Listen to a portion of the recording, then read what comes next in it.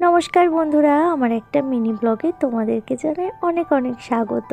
তো দিনটি ছিল অক্ষয় তৃতীয়া, তার উপরে আবার বুধবার।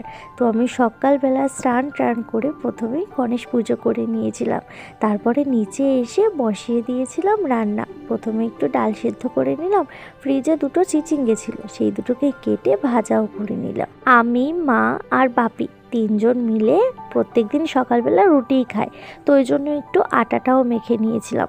আটা মাখা হয়ে গেলে রুটিটা সেঁকেও নিয়েছিলাম, তারপরে বসে গিয়েছিলাম খাওয়ার জন্য চিচিঙ্গে ভাজা আর রুটি। তো আজকে না বর বাজার করার একদমই সময় পাইনি, ওই জন্য বাড়ি থেকে একটা আস্ত রুই মাছ আমরা নিয়ে নিয়েছিলাম, সেটাকে জবাই করা হয়ে গিয়েছিল। আমাদের বাড়ির পাশে একটা কাকিমার বাড়ি আজকে গৃহপ্রবেশ ছিল, তো সেখানে আমাদের সবার নিমন্ত্রণ ছিল। আমি আর দিদিভাই একটু আগেই যাচ্ছিলাম, মা যেহেতু একটু রান্না করবে ওই জন্য মা একটু লেটে আসবে। তো গিয়ে তো দেখি ওখানে পুজো অলরেডি আরম্ভ হয়ে গিয়েছে। তো তারপরে আমরা বসে একটু পুজো হোম দেখে নিলাম। তারপরে মা গেলে আমরা তিনজন মিলে খেতে বসে গেছিলাম। প্রথমেই দিয়ে দিয়েছিল ভাত, তারপরে শুক্তো, ডাল, পনিরের তরকারি, তারপরে দিয়েছিল চাটনি, পাঁপড় আর পরমান্ন।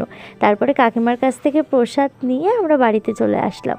সন্ধেবেলা আমি একটু গেছিলাম তুতপাখিকে দেখতে, ওর শরীরটা না একটু খারাপ, আর দেখো দেখতে দেখতে কত বড় হয়ে যাচ্ছে, এখন না একা একা দাঁড়াতেও শিখে গিয়েছিল।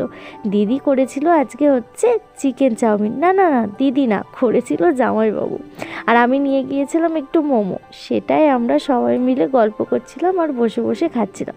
হ্যাঁ, এভাবেই তোমার সুন্দর অক্ষয় তৃতীয়ার দিনটা কেটে গেল। দেখা হচ্ছে নতুন কোনো ভিডিওতে, ততক্ষণ তোমরা সবাই সুস্থ থেকো, টাটা।